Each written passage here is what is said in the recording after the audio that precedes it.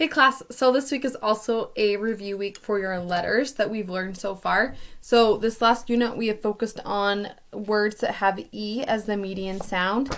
We've also focused on letters H, letters K, and letters X, and letters N.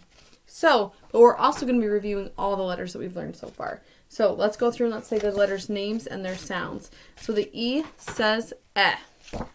The H says h. The K says k. The X says x. The N says n. The B says b. The F says f. The J says j. The S says s. The G says g. The T says t. The L says o. The A says a. The R says the C says k, the M says m, the D says d, the I says I, the Z says z, the Y says ya, the W says wa, the U says the O says ah, the P says p, the Q says qua, and the V says mm.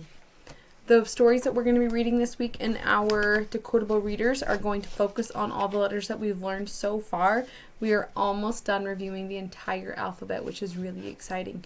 You kiddos are becoming excellent readers, and no matter what the letter is that's on the page, you are doing an excellent job doing your best to sound it out using the sounds of the letters. So keep up the good work. I look forward to reading with each of you this week.